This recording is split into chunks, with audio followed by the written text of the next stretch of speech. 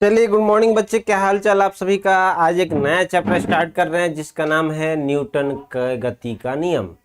गति का नियम हम लोग पढ़ रहे हैं, न्यूटन्स लॉ ऑफ मोशन हम लोग शुरू करेंगे। बहुत इंटरेस्टिंग, बहुत हल्का और आपको बहुत आनंद आएगा पढ़ने में। तो हम लोग प्रारंभ करेंगे न्यूटन के गति का नियम। सभी बच्चे एकदम फुल्ली कंसंट्रेशन इधर रखेंगे। सभी बच्चे मस्त होंगे ऐसा लग रहा है। चलिए, तो न्यूटन की गति देखिए। सबसे पहले आप सोचेंगे सर ये सब कहाँ से आया। तो बहुत पहले, अभी तो आपके पास बहुत सारा टेक्नोलॉजी है, इतना टेक्नोलॉजी पहले नहीं ना था। इतना टेक्नोलॉजी तक पहुंचने के लिए बहुत समय लगा है। जैसे आप अभी 12th में हैं, 11th में हैं, तो 11th तक पहुंचने के लिए आपको क्या क्या सीखना है। अ आ क ख ग घ, फिर ए बी सी डी, फिर जोड़ घटाव गुना भाग, इस तरीके से थोड़ा थोड़ा करके पढ़ते पढ़ते आप यहाँ पर पहुंचते हैं। और अभी भी बहुत सफर बाकी है, बहुत कुछ अभी करना है, बहुत सफल होना है। एक मिनट रुक जाइए, देखते हैं कि क्या इशू हो जाता है।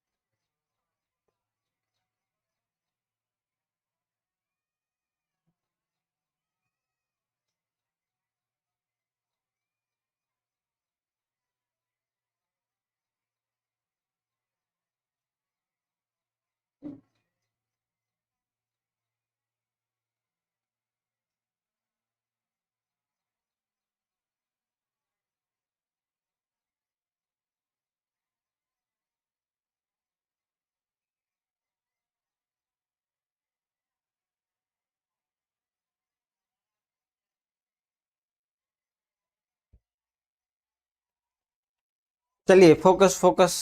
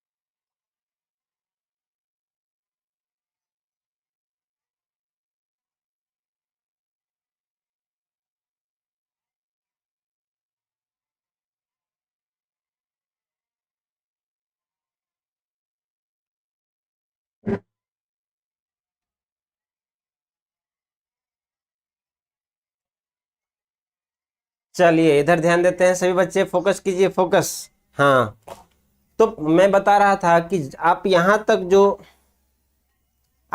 जो पहुंचे हैं, और बातें बहुत हो रहा है, बातें बंद करें, बातें बंद करें। पहले पहले आवाज बंद कीजिए सभी बच्चे, शांत होइए, शांत। तो मैं ये बोल रहा था कि देखिए, आपको 12th तक पहुंचने के लिए बहुत सारे रास्ते से गुजरना पड़ा। आ सीखे, ABCD सीखे, फिर जोड़ घटाव सीखे, गुना सीखे, न जाने क्या क्या आप सीखे। तो वैसे ही आप जो इतना मोबाइल यूज कर रहे हैं, इतना आप व्हीकल यूज कर रहे हैं, bike, motorcycle, car, truck, aeroplane, इतना यूज कर रहे हैं, तो इस टेक्नोलॉजी तक पहुंचने के लिए एक धीरे धीरे स्टेप बाय स्टेप आगे बढ़े होंगे। तो इस स्टेप का जो कुछ वैज्ञानिक है, जैसे न्यूटन है, आइंस्टीन है, अलग अलग क्षेत्र में इन्होंने काम किया है, अलग अलग काम किया है। न्यूटन साहब है, न्यूटन वैज्ञानिक है, वो मैकेनिक्स में ज़्यादा काम किए हैं, यांत्रिकी मतलब गति से संबंधित जो भी चीज़ें हैं उसमें अधिकांश जो काम किए हैं वो कौन है? न्यूटन सर हैं। न्यूटन साहब मैक्सिमम वर्क मैकेनिक्स के फील्ड में किए हैं, हालांकि और भी थर्मोडायनेमिक्स में भी किए, न्यूटन्स लॉ ऑफ कूलिंग पढ़ेंगे आप, तो बहुत सारे उनका और भी पेपर है, और भी सब्जेक्ट है, लेकिन वो मैकेनिक्स मतलब यांत्रिकी मतलब गति से संबंधित जो भी चीज़ें हैं वो न्यूटन सर का ज़्यादा है। फिर फैराडेज है जो इलेक्ट्रिसिटी से संबंधित है, वो फैराडेज उनका आता है। बल्ब का आविष्कार, जितने भी हैं ये सब अलग अलग वैज्ञानिक है। फिर थर्मोडायनेमिक्स मतलब फ्लूइड मैकेनिक्स का अलग साइंटिस्ट, बर्नौली थ्योरम आप पढ़ते होंगे। तो अलग अलग क्षेत्रों में अलग अलग वैज्ञानिकों का अहम रोल रहा है उनको डेवलप करने में। अब उसमें से एक जो अभी आप पढ़ क्या रहे हैं? अभी आप चाल, वेग, त्वरण, बल, विस्थापन, यही सब पढ़ रहे हैं। और ये चाल मतलब गति से संबंधित सबके सब टर्म है। जो चाल है, वेग है, त्वरण है, बल है, विस्थापन है, ये सब किससे संबंधित है? गति से। और गति में सबसे अहम योगदान है इतना डेवलप करने में, वो है न्यूटन सर का। तो न्यूटन सर ने सबसे पहले क्या किया? गति को समझाया, गति क्या होता है। उससे पहले न्यूटन सर से पहले एक वैज्ञानिक आए थे जिसका नाम है अरस्तु। वैज्ञानिक नहीं, वो अरस्तु, आप स्टोरी बेस भी सुनते होंगे अरस्तु, बायोलॉजी में भी बायोलॉजी के जनक को अरस्तु बोलते हैं। तो इन्होंने कहा, ये सिंपल बोल रहे थे कि कोई वस्तु अगर गति कर रहा है, एक समान गति कर रहा है, तो एक समान गति करने के लिए बल की आवश्यकता होता है। अरस्तु क्या कहा? अरस्तु का एक क्या है, भ्रामकता क्या है कि मान लेते हैं कोई रास्ता है, ये रास्ता है, या रास्ता कुछ हो ना हो, मान लेते हैं ये पथ है, हवाई जहाज से जाता है। अगर एक कोई वस्तु है अगर गति कर रहा है, तो गति करने के लिए हमेशा एक बल की आवश्यकता होती है। कौन कहा था? अरस्तु ने कहा था। अरस्तु ने कहा था कि कोई वस्तु गति करे तो उसको गति करने के लिए हमेशा एक बल की आवश्यकता होती है। लेकिन ये सत्य नहीं है। ये सत्य इसीलिए नहीं है कि एक समान रूप से गति करना है, किसी वस्तु को समरूप गति करना है तो बल की आवश्यकता नहीं होता है। लेकिन आप बोलोगे सर बल तो लगता है ना, बल तो आप जानते हैं, हम अगर किसी कार को चलाएंगे एक समान चाल से तो बल लगेगा। तो बल वहां पर इसलिए लगता है कि जब कोई कार चल रहा होता है सड़क पे, तो सड़क उसको पीछे की ओर खींचना चाहता है, सड़क उसको नहीं जाने दे रहा है। जब सड़क नहीं जाने दे रहा है तो ये धीरे धीरे स्लो हो जाएगा, तो इसको स्लो होने से बचाने के लिए हमको बल लगाना पड़ता है। लेकिन मान लीजिए सड़क इसको पीछे की ओर धक्का नहीं दे, मान लीजिए पीछे की ओर खींचने वाला कोई नहीं है, एकदम कोई रुकावट नहीं है, आराम से वो जा सकता है। जब आराम से जा सकता है तो इसको आगे बढ़ने के लिए बल की भी आवश्यकता नहीं होगा। तो इसको अरस्तु की भ्रामकता कहते हैं, क्योंकि अरस्तु ने कहा था कि अगर कोई वस्तु एक समान चाल से चलाना चाहे तो उसके लिए हमें क्या करना पड़ेगा? एक बल आरोपित करना पड़ेगा, जो कि सत्य नहीं है। क्यों सत्य नहीं है? आगे चल के पढ़ेंगे कि एक समान चाल से अगर किसी वस्तु को चलाना है तो कोई बल की आवश्यकता नहीं है, वो अपने आप चलता रहेगा, बशर्ते उसको पीछे की ओर खींचने वाला कोई ना हो। लेकिन जब आप किसी कार को देखते हैं चलते हुए तो उसको पीछे की ओर खींचने वाला है, कौन है? तो घर्षण बल है। घर्षण हमेशा पीछे की ओर खींचता रहता है कार को। इसीलिए जब घर्षण पीछे की ओर खींचता है तो हमको आगे की ओर एक मशीन लगाना पड़ता है खींचने के लिए। तो अरस्तु की भ्रामकता कोई बोले क्या होता है तो हम बोलेंगे अरस्तु के अनुसार कि एक समान चाल से चलने के लिए हमेशा वस्तु पे एक बाहर से बल लगाना पड़ता है, जो कि सही नहीं है। एक समान चाल से चलाने के लिए कोई बल की आवश्यकता नहीं होता है, एक समान चाल से अपने आप चलता रहेगा, लेकिन उस पर कोई बाहर से घर्षण नहीं होना चाहिए, कोई हवा का प्रेशर नहीं होना चाहिए, तभी ऐसा होगा। अब लोग दैनिक लाइफ में ऐसा होता है क्या कि ऐसा कोई वस्तु है जो हमेशा अपने आप चलता रहे, उसको कोई ऊर्जा देने की जरूरत नहीं है, क्या चलता रहेगा?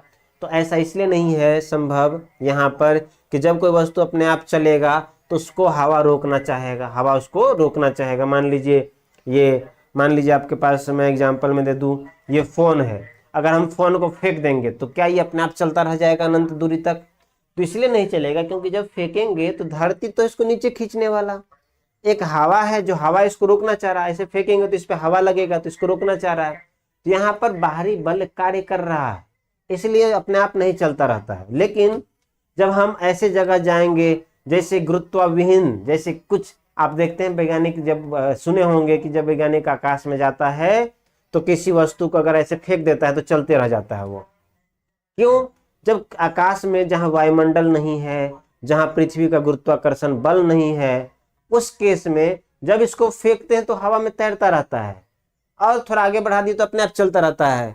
इसलिए बोलते हैं ना कि आकाश में जाने वाले यात्री पेन लेके नहीं जाते हैं, पेन या फिर ये पेंसिल लेके नहीं जाते हैं, क्योंकि पेंसिल का नोक अगर टूट गया तो नोक हवा में तैरता रहेगा, किसी का आंख में भी चला जाएगा, तो उसके लिए अलग अलग पेन होता है।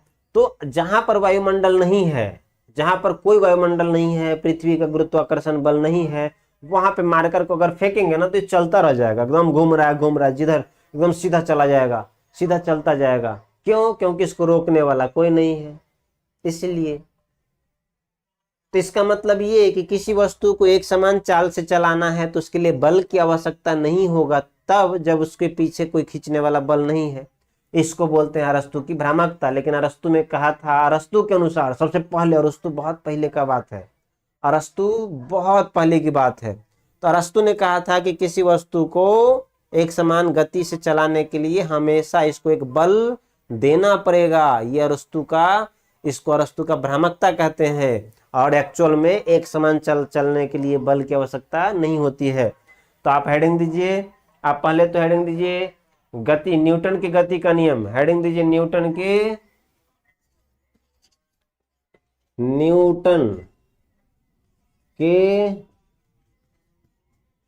गति का नियम। कॉपी पेन निकालिए, नया अध्याय शुरू हो रहा है, अच्छे से पढ़िए, सब कुछ समझ में आएगा, कोई दिक्कत नहीं होगा, बहुत हल्का चैप्टर है,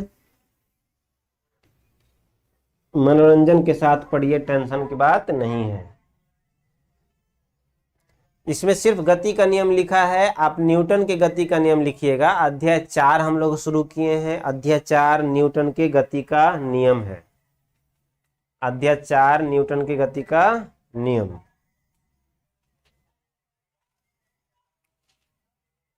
आवाज हो रहा है, बहुत कोलाहल हो रहा है मेरे भाई, इतना कोलाहल मत मचाओ, थोड़ा शांति बनाए रखिए, बहुत कोलाहल मच रहा है।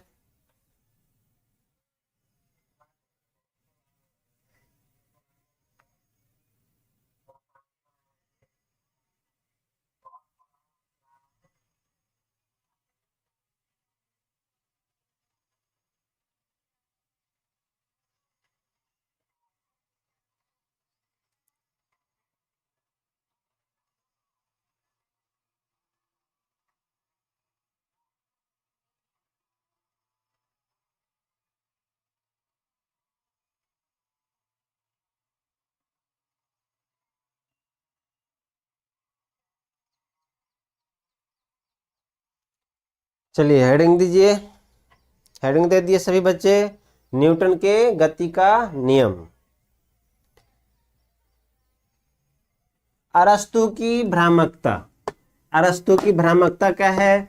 सबसे पहले अरस्तु ने क्या कहा था? देखो, शुरुआत होता है गलती से, गलती करेंगे तो ही शुरू होगा। अरस्तु ने गलती किया, न्यूटन सर ने उसको सही किया, फिर न्यूटन सर को भी कोई सही करने वाला आता है, तो धीरे धीरे इंप्रूवमेंट होते होते यहाँ तक पहुंचे हैं।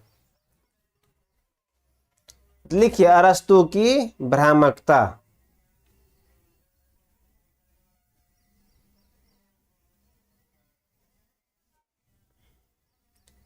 आप लोग बातें करेंगे तो कैसे समझ में आएगा? बातें पूरा पूरा बंद कर दीजिए, एकदम 0% बात, कोई एक दूसरे से आवाज नहीं कीजिए।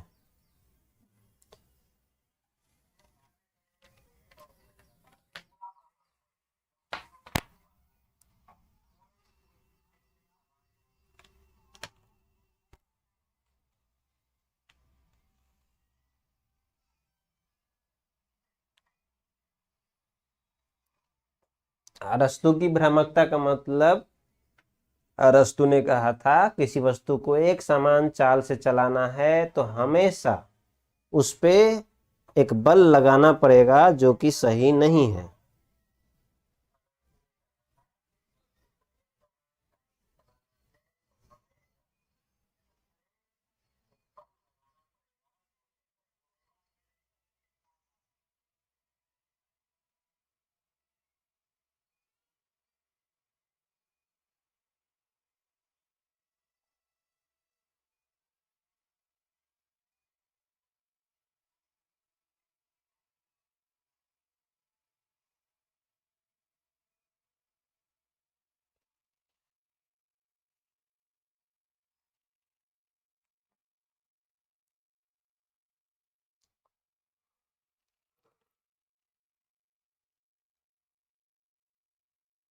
क्या सभी बच्चे लिख लिए?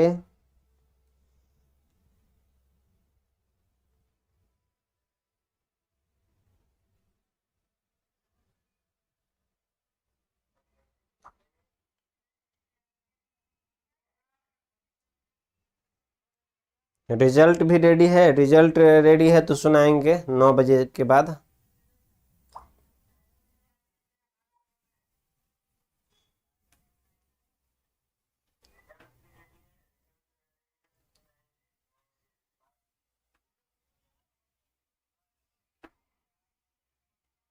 फर्स्ट सेकंड थर्ड को ना अगले अगले टेस्ट से मेडल दीजिए, मेडल मेडल जमा होता जाएगा टॉपर को।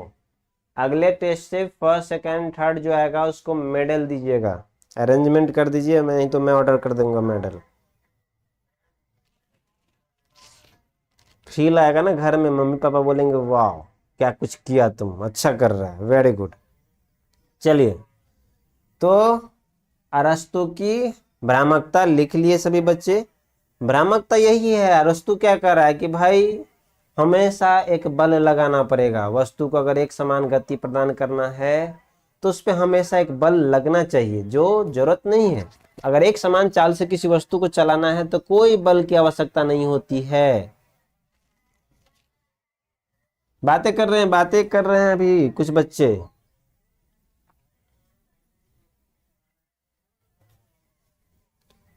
अब न्यूटन सर आए, न्यूटन सर आए और न्यूटन सर ने अरस्तु के भ्रामकता को दूर किया। अरस्तु का जो इल्यूजन था, उनका जो सोच था, उनका विचार था गति से संबंधित, वो गलत था। अरस्तु सर के विचार को उल्टा किया और न्यूटन ने कहा, न्यूटन ने सबसे पहले गति के 3 रूल दिए, 3 नियम दिए। न्यूटन का पहला गति नियम पहला कहलाया, दूसरा न्यूटन का दूसरा गति नियम और तीसरा न्यूटन का तीसरा गति नियम। इसको गैलीलियो का जड़त्व का नियम भी कहते हैं। चलिए पहला सुनिए इधर। कृष्णा जी बीच में बातें मत करने लगिए, अभी खड़े होकर बातें करने लगते हैं तो कैसे काम चलेगा? जब गैप होता है उसमें बात कीजिए। तो न्यूटन ने अरस्तु के स्टेटमेंट को गलत साबित करते हुए उन्होंने 3 रूल दिया। पहला न्यूटन का पहला गति का नियम, न्यूटन का दूसरा गति नियम, न्यूटन का तीसरा गति नियम। अब न्यूटन के पहले गति का नाम जड़त्व गति भी बोलते हैं, जड़त्व का नियम। अब न्यूटन के प्रथम गति के नियम को हम गैलीलियो का जड़त्व नियम भी कहते हैं, क्योंकि इसका संबंध कहीं जड़त्व से है। और जड़त्व क्या होता है वो भी बताएंगे। तो पहला न्यूटन का पहला गति नियम क्या कहता है? पहला गति नियम सिंपल कहता है कि अगर कोई वस्तु रुका हुआ है तो रुका हुआ रहेगा। मान लो कि ये वस्तु है और ये कहीं रखा हुआ है, तो क्या ये अपने आप चलेगा क्या? अब पहला प्रश्न है कि यह अपने आप ये चलेगा क्या? इसको चलने के लिए कुछ की आवश्यकता नहीं होगा, कोई बल की आवश्यकता नहीं है क्या? तो न्यूटन ने कहा कि कोई वस्तु अगर रुका हुआ है ना, अगर रुका हुआ है तो रुका ही रहना चाहता है, जाना नहीं चाहता है। अगर कोई वस्तु गतिमान है, अगर ये गतिमान है v वेग से, तो वो गतिमान ही रहना चाहता है। रुका हुआ वस्तु का टेंडेंसी होगा रुके रहने का, गतिमान वस्तु का टेंडेंसी होगा, इच्छा होगा गतिमान रहने का। जैसे एग्जाम्पल में, जैसे जब आप घर में सोए होते हैं तो आपका इच्छा होता है आराम से सोए रहे सर, उठने का मन नहीं कर रहा, सुबह सुबह कौन उठे, क्लास कौन जाए, आपका मन करता है कि आराम से बैठे रहे। आप क्लास में जब बैठ जाते हैं ना, क्लास में बैठ जाते हैं तो आपको उठने का मन नहीं करता होगा, अरे बैठे रहो कहाँ जाओगे बाहर, ये होता है। आप बेड पे बैठे तो अरे मन नहीं कर रहा कहीं जाने का। आप क्रिकेट खेल रहे होते हैं तो मन करता है क्रिकेट ही खेलते रहे। ये ह्यूमन टेंडेंसी है, नेचर है कि जो चीज जैसा है वैसा ही रहने का कोशिश करता है, परिवर्तन नहीं चाहता है, परिवर्तन नहीं चाहता है। तो कोई वस्तु अगर रुका हुआ है तो वो क्या चाहेगा, रुके रहे, आराम कर रहे हैं, कोई टेंशन नहीं है, कोई जल्दीबाजी नहीं है, रुके रहो। 4 बार धक्का देगा, अरे चलो ना चलो ना, तब चलेगा। कोई वस्तु गतिमान है तो गति में ही रहना चाहता है, वो चाहता है कि हम गति को बरकरार रखें।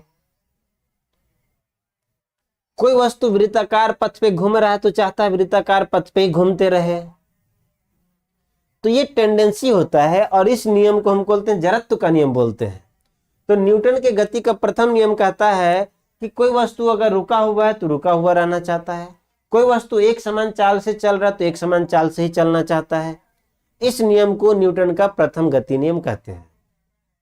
इसको लॉ ऑफ इनर्शिया भी कहते हैं कि कोई वस्तु जिस अवस्था में होता है, कोई वस्तु जिस अवस्था में होता है, अगर रुका हुआ अवस्था में है तो वस्तु रुका हुआ ही रहना चाहता है। अगर वस्तु एक समान चाल से गतिमान है, गति की अवस्था में है, तो अपनी गति को बरकरार रखना चाहता है। इसको हम कहते हैं न्यूटन के गति का प्रथम नियम। तो न्यूटन की गति का आप हेडिंग दीजिए, न्यूटन की गति का नियम। पहले हेडिंग दीजिए न्यूटन की गति का नियम। न्यूटन सर ने 3 गति का नियम दिया था। न्यूटन का पहला गति नियम, न्यूटन का दूसरा गति नियम, न्यूटन का तीसरा गति नियम। हम एक एक करके पूरा देखेंगे। पहले न्यूटन के प्रथम गति नियम का पूरा डिटेल्स देख लेंगे, उसके संबंधित क्या कंसेप्ट है, क्या टॉपिक है, क्या इंपॉर्टेंट पॉइंट्स है, ये भी देखेंगे। फिर न्यूटन का सेकेंड लॉ देखेंगे और फिर न्यूटन का थर्ड लॉ भी देखेंगे। तो हेडिंग दीजिए न्यूटन की गति का प्रथम नियम। न्यूटन की गति का नियम देके न्यूटन की गति का प्रथम नियम हेडिंग दीजिए।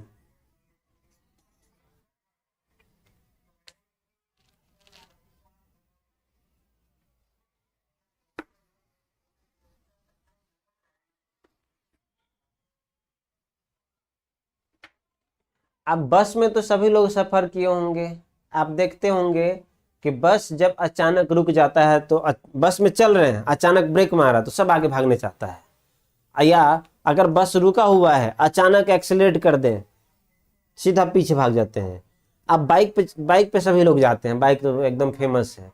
देखिएगा कभी कभी ना अनट्रेंड ड्राइवर जो होता है, अनट्रेंड ड्राइवर, अगर आप अनट्रेंड ड्राइवर को दे दोगे चलाने के लिए, आप पीछे बैठ जाओगे तो अनट्रेंड ड्राइवर क्या करता है, एक के बार में एक्सीलेटर लेता है, एक बार में एक्सीलेटर लेता है, गाड़ी यूं भागता है और पीछे जो बैठा लड़का यूं पीछे गिर जाता है। एक्सीलेटर लिया, गाड़ी यूं भागा, पीछे बैठे हुए आदमी यूं नीचे गिरता है। क्यों? क्योंकि पीछे में बैठा लड़का चाहता है रेस्ट में है तो रेस्ट में ही रहे, पीछे जो वस्तु है वो चाहता है रेस्ट में ही रहे, लेकिन गाड़ी तो भाग जाता है फटाक से, तो गाड़ी तो भाग गया आगे क्योंकि गाड़ी में मशीन लगा हुआ है, और पीछे बैठे यात्री चाहता है रेस्ट में ही रहे, तो रुका रह जाता है, गाड़ी आगे भाग जाता है, वो गिर जाता है। तो ऐसे घोड़े पे सवार आदमी को देखिएगा, घोड़े पे जो सवार है ना, घोड़े पे सवार जब अचानक घोड़ा भागता है तेज से तो सवार पीछे गिर जाता है। इसीलिए घुड़सवारी सीखना पड़ता है, घुड़सवारी सीखना पड़ता है, ये कैसे बैठे कि हम गिरे नहीं, तो भी सीखना पड़ता है। तो न्यूटन की गति का पहले लिखिए प्रथम नियम, फिर हम आगे बात करते हैं। न्यूटन की गति का प्रथम नियम,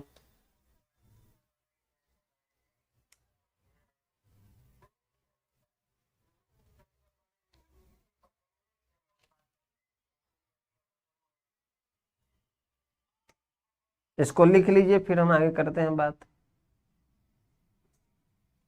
यहां पर थोड़ा सा बल कर दीजिएगा इसको।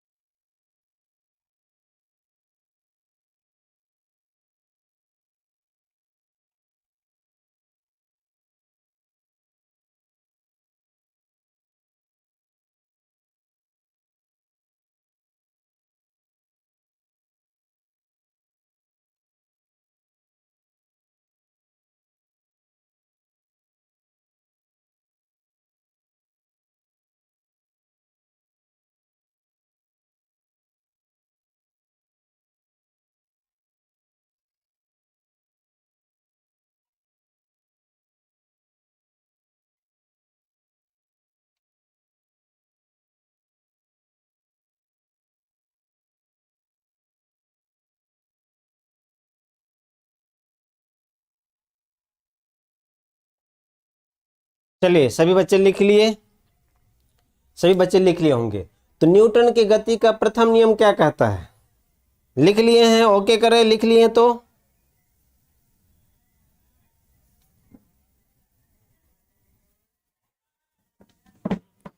न्यूटन के गति का प्रथम नियम सिंपली ये बताता है, सुनिए मेरे ध्यान से सुनिए, न्यूटन की गति का प्रथम नियम सिंपली बताता है कि अगर वस्तु को गति करवाना है तो बल देना पड़ेगा भाई। क्यों? क्योंकि ये वस्तु है, ये मान लो कोई वस्तु है 5 किलोग्राम का ये वस्तु है और ये कहीं रखा हुआ है, ये मान लीजिए धरती पे रखा हुआ है। तो इस वस्तु का मन क्या करता है? इसका मन कहता है कि हम नहीं जाएं, ये कहता है हम नहीं जाएंगे, इसका मन है हम नहीं जाने का। तो मन को बदलने के लिए क्या करना पड़ेगा? जैसे आप हैं, आप घर में बैठे हुए हैं, तो आपका दोस्त अगर बुला के ले जा रहा है तो आपका मन होगा नहीं जाने का। लेकिन आपको पता चले कि अच्छा बुला के ले जा रहा है, वहां पे ना पार्टी चल रहा है, कुछ मिठाई उठाई अभी आने वाला है, तो आप क्या करेंगे? फटाफट दौड़ दौड़ के जाएंगे। क्यों? क्योंकि वहां पर मिठाई पार्टी, आपके दिमाग में क्या क्या? मिठाई पार्टी, वो खींच के आपको ले गया। वैसे ही अगर ये 5 kg का कोई वस्तु है और ये रुका हुआ है, इसका वेग 0 है, इसका मन है नहीं जाने का, तो अब इसको अगर हमको आगे बढ़ाना है तो क्या करना पड़ेगा? इसको बल देना पड़ेगा, बाहर से एक बल आरोपित करना पड़ेगा। अगर इसको बल देंगे इधर से, मान लीजिए उधर नहीं, इधर से बल भी देंगे तो क्या करेगा? इधर की तरफ चलना शुरू कर देगा। या कोई वस्तु मान लीजिए ब्रह्मांड में, जहां पर पृथ्वी का कोई बल नहीं है, आकाश में वैज्ञानिक जो जहां गया वहां पे ब्रह्मांड में जहां पर निर्वात है, कोई गुरुत्वाकर्षण नहीं है, वहां पे कोई वस्तु चल रहा है v वेग से, तो चल रहा है। अब इसको अगर रोकना, इसका मन क्या है? चलते रहे, इसका मन कहता है कि हम चलते रहना चाहते हैं, हम नहीं रुकना चाहते हैं। तो अगर इसको रोकना है तो क्या करना पड़ेगा? पीछे की तरफ खींचना पड़ेगा, तो बल लगाना पड़ेगा, तब जाकर रुकेगा। तो अगर कोई वस्तु रुका हुआ है तो चाहता है रुका रहे। यदि कोई वस्तु एक समान चाल से गतिमान है सीधी पथ पे, तो एक समान चाल से चलना ही चाहता है। अब ये रुका हुआ है, इसको गति करवाने के लिए क्या करना पड़ेगा? बल देना पड़ेगा। ये चल रहा है, इसको रोकने के लिए क्या करना पड़ेगा? बल देना पड़ेगा। तो अगर किसी वस्तु की अवस्था में परिवर्तन लाना चाहते हैं, किसी वस्तु की अवस्था में परिवर्तन लाना चाहते हैं, तो क्या करना पड़ेगा? एक बल आरोपित करना पड़ेगा। मतलब यहां से बल का परिभाषा मिल रहा है कि बल वह कारक है, बल वह कारक है जो किसी वस्तु की अवस्था में परिवर्तन ला सकता है। बल का परिभाषा यहां से मिलेगा कि नहीं मिलेगा? बल का परिभाषा इसलिए मिलेगा कि ये वस्तु रुका हुआ रहना चाहता है, लेकिन अगर इस वस्तु को हमको चलाना है तो हमको बल लगाना पड़ेगा। मतलब ये बल वह कारक है, बल वह एक्टिविटी है, बल वह फंक्शन है जो वस्तु को चला सकता है, रुके हुए वस्तु को चला सकता है, रुके हुए अवस्था को परिवर्तन ला सकता है। कौन? बल। यहां से बल का परिभाषा मिल गया। मतलब बल वह कारक है जो क्या कर सकता है? वस्तु की अवस्था में परिवर्तन ला सकता है। बल वह कारक है जो वस्तु की अवस्था में परिवर्तन ला सकता है। क्या हो गया? बल हो गया। चाहे गतिमान वस्तु की अवस्था में परिवर्तन कर सकता है कि वस्तु गतिमान है, उसको रोकना है तो कौन चीज लाना पड़ेगा? बल। जैसे आप घर में बैठे हुए हैं, आपको बाहर निकालना है तो क्या देना पड़ेगा? पार्टी। आप पार्टी के बहाने, समोसे के बहाने तुरंत बाहर चले जाते हैं। तो आप पार्टी के लिए जाते हैं और कोई वस्तु किस पे जाएगा? बल के लिए जाएगा कि बल लगाएंगे, धक्का, तुरंत चलना शुरू कर देगा। तो बल क्या है? धकेलना या खींचना, यही तो बल है। बल का मतलब धक्का देना या खींचना, यही क्या है? बल है। तो बल वह कारक है जो किसी वस्तु की अवस्था में परिवर्तन ला सकता है। बल वह कारक है जो किसी वस्तु की अवस्था में परिवर्तन ला सकता है, या गतिमान वस्तु की अवस्था को रोक सकता है, रुके हुए वस्तु को गति कर सकता है, ये है। तो आप समझ गए होंगे। तो यहां सब जो लिखा हुआ सब समझा दिए। अब बल को समझना भी जरूरी है भाई। इतना समझ लिए तो बल को जब तक नहीं समझेंगे तब तक मामला तो खराब हो गया। तो बल को समझिए। बल क्या होता है? तो बल क्या है? किसी वस्तु को धकेलना या खींचना। या तो धक्का दिए वो भी बल है, या खींचे वो भी बल है, दोनों ही बल कहलाएगा। पुल मतलब खींचना, पुश मतलब धक्का देना। पुल और पुश एक्शन को क्या कहते हैं? बल कहते हैं। बल धकेलने या खींचने की वह प्रक्रिया है जिसमें स्थिर अवस्था या एक समान गति से चलते वस्तु की अवस्था में परिवर्तन ला सकता है। बल वह कारक है जो स्थिर वस्तु की अवस्था, या मान लो कोई रुका हुआ, ये रुका हुआ है, तो रुके हुए अवस्था को गति दे सकता है, या कोई वस्तु गति में है, इसको ऊपर प्रेशर अगर हम बल लगाएंगे तो इसको रोक भी सकते हैं, इसको रोक सकते हैं। तो रुके हुए अवस्था, ये रुका हुआ था, इसको गति दे सकते हैं या गतिमान अवस्था को रोक सकते हैं, तो ये बल है। तो बल वह कारक है, खींचने या धकेलने की प्रक्रिया का वह कारक है जो एक रुके हुए वस्तु को गति प्रदान कर सकता है या गतिमान वस्तु को रोक सकता है। क्या कहलाता है? बल कहलाता है। अब जब बल कहलाता है तो बात आती है कि सर ठीक है, तो बल एक भौतिक राशि होगा, तो बल को भी मापने की जरूरत होगी, बल को भी मेजरमेंट करने की जरूरत होगी। तो बल का जो मात्रक होता है, इसको देखते हैं आगे लिखा हुआ है क्या, इसको यहीं कर लेते हैं, चलिए बाद में करेंगे। तो बल आप सिंपली समझिए, बल क्या है? खींचने या धकेलने। आप किसी वस्तु को धक्का दे रहे हैं, ये तो रफ भाषा है, इसी को हम क्या बोलेंगे? बल लगा रहे हैं। जैसे बोर्ड को हम अगर धक्का दे रहे हैं तो अब जो पढ़ा हुआ नहीं रहेगा फिजिक्स, वो कहेगा कि अच्छा धक्का दो, लेकिन जो फिक्स कहेगा वो कहेगा अच्छा धक्का देने का मतलब बल लगाना, तो हम बल लगा रहे हैं। या किसी वस्तु को खींच रहे हैं तो कोई रफ में कहेगा कि खींच रहे हैं, लेकिन आप बोलोगे हम बल लगा रहे हैं। तो बल लगाना मतलब धक्का देना या खींचना, दोनों क्या कहलाता है? बल कहलाता है। अब बात आती है बल क्या क्या कर सकता है? बल क्या क्या कर सकता है? तो बल क्या क्या कर सकता है, देखिए यहां समझा देते हैं, आगे लिख लेंगे। बल क्या क्या कर सकता है? पहला कि एक वस्तु रुका हुआ है, अगर ये रुका हुआ है तो बल लगाने पर, अगर बल लगाएंगे तो इस वस्तु में क्या आएगा? गति आ जाएगा। तो बल रुके हुए वस्तु में गति ला सकता है। बल क्या कर सकता है? रुका हुआ वस्तु में गति ला सकता है। या अगर कोई वस्तु गतिमान है, ये गति कर रहा है, अगर हम इस पे बल लगा दिए, किधर? विपरीत दिशा में, पीछे की तरफ खींच रहे हैं, तो अब ये वस्तु क्या होगा? धीरे धीरे स्लो डाउन होगा, तो ये रुक भी सकता है। तो वस्तु जो गति कर रहा है उसको रोक भी सकता है, मतलब गतिमान वस्तु को उसके गति में परिवर्तन ला सकता है। तीसरा बल और क्या कर सकता है? मान लो ये है कोई वस्तु और इसको हम यूं लगा दिए तो क्या होगा? उसका थोबरा चेंज कर जाएगा ना। देखते हो कभी कभी इस पे लगता है तो चेंज हो जाता है। अभी अभी रिसेंटली एक हीरोइन है ना जो अभी जीती हुई है, हिमाचल प्रदेश से, एक सिपाही उसको क्या किया, एयरपोर्ट पे थप्पड़ लगाई और उसके थोबरा को चेंज कर दी, लाल लाल कर दी। तो थप्पड़ लगाना मतलब क्या? बल लगाना। किसी वस्तु का आकार बदल सकते हैं बल लगा के, किसी वस्तु का आकार बदल सकते हैं। जैसे देखिए ये बॉटल है, हम बल लगा रहे हैं, इसको पहले ना कवर हटा देते हैं, देखिए बल लगाए आकार बदल गया। आप बल लगा के क्या कर सकते हैं? आकार बदल सकते हैं। तो बल का एक ये भी प्रभाव है, किसी वस्तु के आकार को यह बदल सकता है। तो पहले लिखिए बल का परिभाषा। लिखिए, बल वह कारक है जो किसी वस्तु की अवस्था में परिवर्तन ला सकता है, रुके हुए चीज को गति प्रदान कर सकता है, किसी गतिमान वस्तु को रोक सकता है। ये सब क्या है? बल है।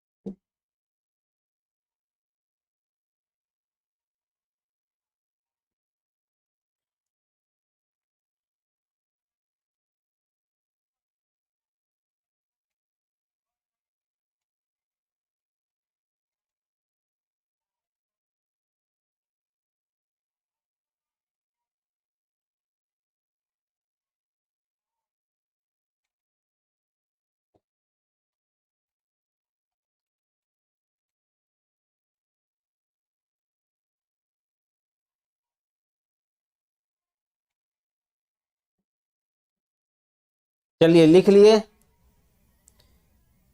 बातें करने लगते हैं, फटाफट बातें करने लगते हैं। लिखिए बल के प्रभाव, बल क्या क्या कर सकता है उसका प्रभाव लिखिए। बल वस्तु के चाल में परिवर्तन कर सकता है, बल वस्तु की दिशा बदल सकता है। देखिए अब बल क्या क्या कर सकता है, एग्जाम्पल देखिए, बल क्या क्या कर सकता है, बल का क्या प्रभाव है। अगर किसी वस्तु पे हम बल लगाते हैं, किसी वस्तु पे बल लगाते हैं, तो यह बल क्या क्या कर सकता है इस वस्तु में। तो सबसे पहले इस वस्तु के चाल में परिवर्तन, पहले तो ये तो चाल उत्पन्न कर सकता है। अगर ये रुका हुआ है तो इसकी गति प्रदान कर सकता है, या ये गति में है तो गति को बढ़ा सकता है। जैसे मान लो कोई चीज धीरे धीरे चल रहा है, हम धक्का लगा दिए तो तेजी से चलने लगा, तो इसकी गति को बढ़ा भी सकता है। या पीछे खींच दिए, जैसे चलते हुए साइकिल को पीछे खींचेंगे तो गति को स्लो भी कर सकता है। आप इसके दिशा को भी बदल सकता है। मान लो कोई वस्तु इधर जा रहा है, कोई वस्तु इधर जा रहा है, कोई वस्तु इधर जा रहा था, आप इधर की तरफ इस पे बल लगा दिए, बल ऊपर की तरफ लगा दिए, तो वस्तु क्या होगा, ऊपर मुड़ जाएगा।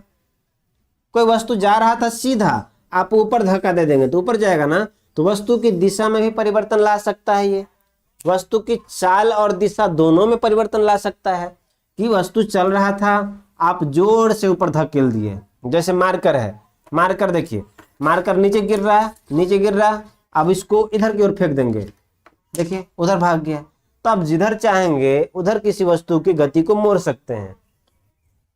तो बल क्या कर सकता है, चाल में परिवर्तन, दिशा में परिवर्तन, दोनों में परिवर्तन, किसी वस्तु के आकार में परिवर्तन, ये सब कर सकता है क्या, बल। तो बल ये सब काम कर सकता है। आप लिख लो इसको।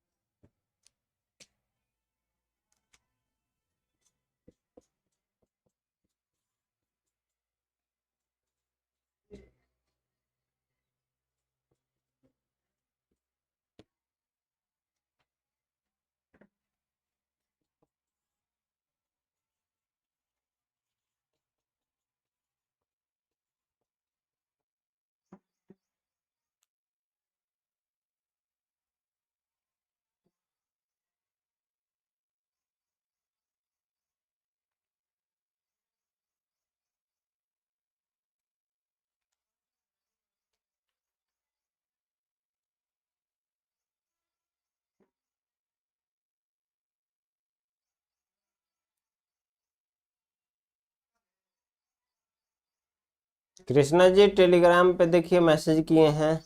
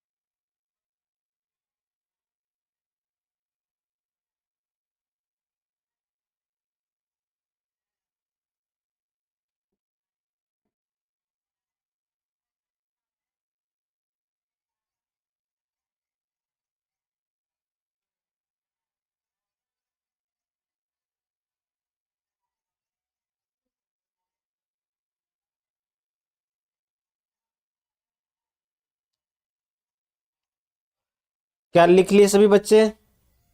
अब चलिए, तो बल का प्रभाव देख लिए, तो आप ये समझिए बल को हम रिप्रेजेंट कैसे करें, बल का मात्रक क्या होगा। तो जैसे देखिए, द्रव्यमान का मात्रक क्या होता है? द्रव्यमान का मात्रक किलोग्राम। जैसे द्रव्यमान को आप किलोग्राम में दर्शाते हो, द्रव्यमान को किलोग्राम में दर्शाते हो, तो बल को कैसे दिखाएंगे? तो बल का जो एसआई मात्रक होता है ना, वो न्यूटन होता है। बल का एसआई मात्रक न्यूटन, क्योंकि न्यूटन इसमें बहुत ज्यादा रिसर्च किए, तो अपने नाम पर ही वो मात्रक रख लिए। तो बल का एसआई मात्रक कोई पूछेगा तो क्या बोलेंगे? न्यूटन, और उसका सिंबल एन है। लेकिन सीजीएस मात्रक की बात करेंगे तो डाइन, सीजीएस मात्रक डाइन, गांव घर में नहीं होता डाइन, वो डाइन एक्चुअल में डाइन नहीं होता है, आप लोग गलत भ्रम में रहते हैं। एग्जाम्पल में जैसे कि बल F बराबर 10 न्यूटन, तो बल का सिंबल ये है F। बल का सिंबल क्या है? F, ये भी लिख लेना, बल का सिंबल है, बल का चिन्ह क्या है? F। 10 न्यूटन, N फॉर क्या है? Newton, N for Newton. तो अब कहीं बस F बराबर 10 न्यूटन रहे तो आपको पता चल जाएगा कि ये बल को दर्शाता है। F किसको दर्शाता है? बल को। बल बराबर 10 न्यूटन। तो सीजीएस मात्रक क्या है? डायन, डायन गांव घर का डायन जो होता है वो। अब एक अन्य मात्रक भी होता है जो केजी वेट, किलोग्राम भार। केजी वेट को हम क्या लिखेंगे? किलोग्राम भार लिखते हैं इसको, इसको बोलते हैं किलोग्राम भार। केजी वेट, किलोग्राम भार। अन्य मात्रक केजी वेट भी होता है, किलोग्राम भार कहते हैं। अब ये बातें आपको याद रखना है। 1 न्यूटन बराबर 10 के पावर 5 डायन होता है। 1 न्यूटन में कितना डायन? 10 के पावर 5 डायन। 1 केजी भार बराबर 9.8 न्यूटन। 1 केजी भार बराबर 9.8 न्यूटन। 1 न्यूटन बराबर 10 के पावर 5 डायन। ये बात याद रखना है, 1 न्यूटन बराबर 10 के पावर 5 डायन। जैसे 1 किलोग्राम बराबर 1000 ग्राम होता है ना, 1 किलोग्राम बराबर 1000 ग्राम, वैसे ही 1 न्यूटन बराबर 1 पे 5 को जीरो, 3 2 5 जीरो डायन। देख लीजिए, 1 न्यूटन, 1 किलोग्राम बराबर 1 पे